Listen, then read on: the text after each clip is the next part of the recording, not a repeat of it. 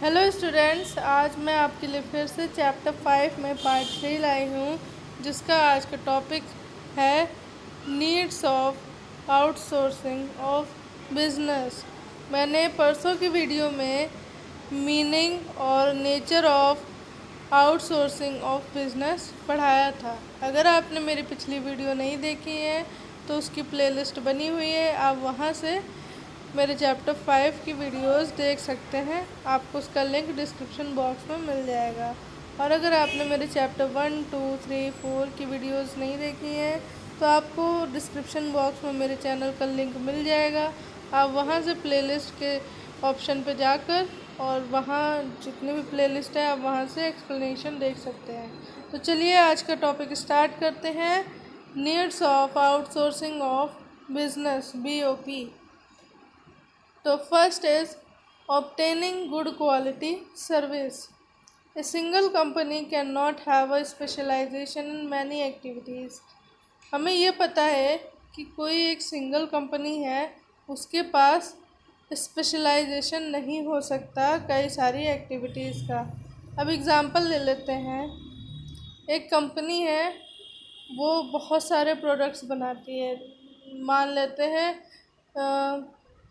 Cosmetics भी बनाती है, क्लॉथ्स भी बनाती है और सोप भी बनाती है। तो इतने 3 आइटम्स हो गए। अब ये ज़रूरी नहीं है कि वो जो है सब में ही गुड क्वालिटी दे सके। और दूसरा एग्जांपल ले सकते हैं। एक कंपनी है, वो एक प्रोडक्ट का manufacturing activity, sales activity, financing activity, ये जितनी भी एक्टिविटी हैं वो सारी करती है। तो ये ज़रूरी नहीं है कि सारी एक्टिविटी वो सही से कर सके, स्पेशलाइज्ड हो हर एक्टिविटी में। इसीलिए वही चीज़ ये यहाँ पर भी कही गई है कि एक एक्टिविटी कभी भी एक कंपनी कभी भी सारी एक्टिविटीज़ में स्पेशलाइज्ड नहीं हो सकती। If a company attempts to perform all activities itself, there is every possibility of the quality of service become effectively adversely. अगर कंपनी ये सारी एक्टिविटीज़ परफॉर्म करने लगेगी तो वहाँ पर जो क्वालिटी होगी सर्विसेज की वो कम हो जाएगी, घट जाएगी। Now next is avoiding fixed investment in services. If a company attempts to get these services from within the organization itself, it has to establish different departments for this purpose. अगर company जो है attempt करना चाहती है सारी services के सिर्फ organisation के अंदर, तो उसे अलग अलग डिपार्टमेंट बनाने पड़ेंगे अलग अलग सर्विसेज देने के लिए। Now next is smooth running of business. Outsourcing of services is needed in order to run the business smoothly. तो आउटसोर्सिंग सर्विसेज किस लिए ज़रूरी होती है? जिससे कि हमारा जो बिज़नेस है वो स्मूथली रन कर सके। The attention of the business man get distracted from various small things and is focused on main activities. तो जो बिजनेसमैन है उसका जो अटेंशन होगा वो छोटी छोटी चीज़ों में डिस्ट्रैक्ट होगा। लेकिन उसके लिए हमें ये BOP अगर हम करेंगे या आजमाएंगे तो जो हमारा फोकस होगा वो सिर्फ और सिर्फ मेन एक्टिविटीज़ की तरफ ही होगा। Next heading is types of outsourcing services. तो अब कौन कौन से टाइप्स होते हैं BOP के? First is financial services.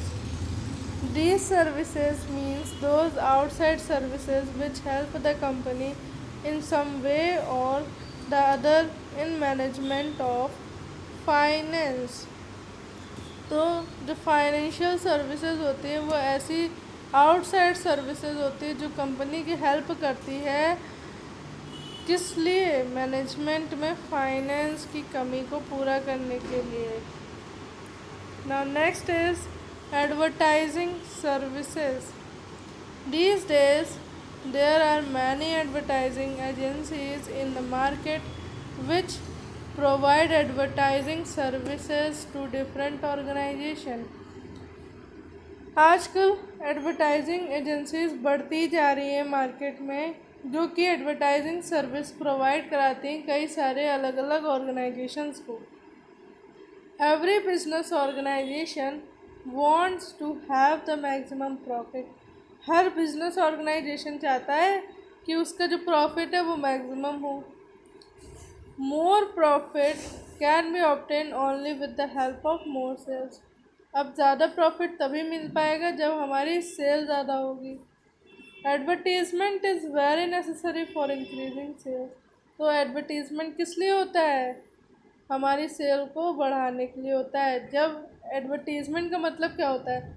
जब हम 4 लोगों को बताएंगे, 4 लोग और लोगों को बताएंगे तो बात फैलेगी, ज़्यादा से ज़्यादा लोग सेल करने के लिए हमारे पास आएंगे, तो जब सेल बढ़ेगी तो प्रॉफिट अपने आप ही बढ़ जाएगा।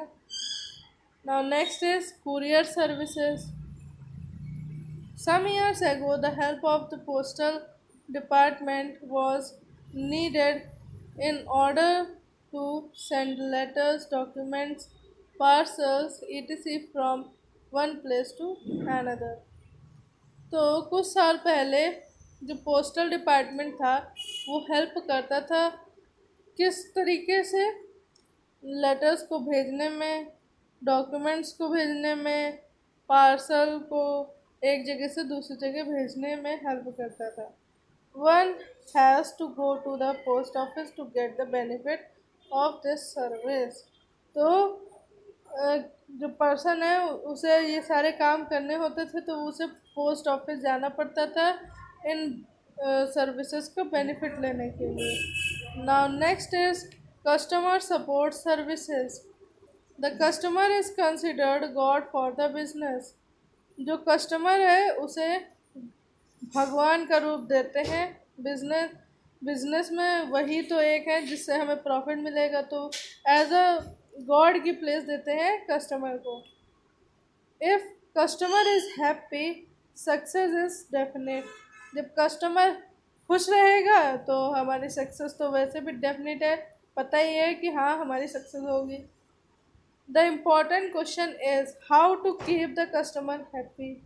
ये बहुत ही इम्पॉर्टेंट क्वेश्चन है कि हम कस्टमर को हैप्पी कैसे रखें। In order to keep the customer happy, many types of services have to be made available. जब हम कस्टमर को हैप्पी रखेंगे तो हमें कई सारी सर्विसेज अवेलेबल करानी पड़ेंगी कस्टमर को। They include the home delivery of goods, providing after sale service etcetera. तो हमें अपनी मतलब कि अपना प्रॉफिट बढ़ाने के लिए कस्टमर को खुश रखना है ना, तो खुश रखने के लिए कौन सी सर्विसेज करेंगे? जैसे कि होम डिलीवरी और सेल सर्विस प्रोवाइड कराना, after sale service, providing after sale service. तो ये सारी सर्विसेज हमें प्रोवाइड कराएंगे जिससे कि कस्टमर हमसे खुश रहेंगे, और जब खुश रहेंगे तो सेल भी होगी, सेल होगी तो प्रॉफिट होगा। सो स्टूडेंट्स, आज के लिए बस इतना ही। मेरी कल की वीडियो में अब कल हम पढ़ाएंगे KPO, नॉलेज प्रोसेस आउटसोर्सिंग। तो अगर अगर आपको मेरी वीडियो अच्छी लगी हो तो लाइक एंड सब्सक्राइब ज़रूर कर लीजिएगा, जिससे कि मेरी आने वाली वीडियोस का नोटिफिकेशन आपको सबसे पहले मिल जाए। तो take care and bye bye.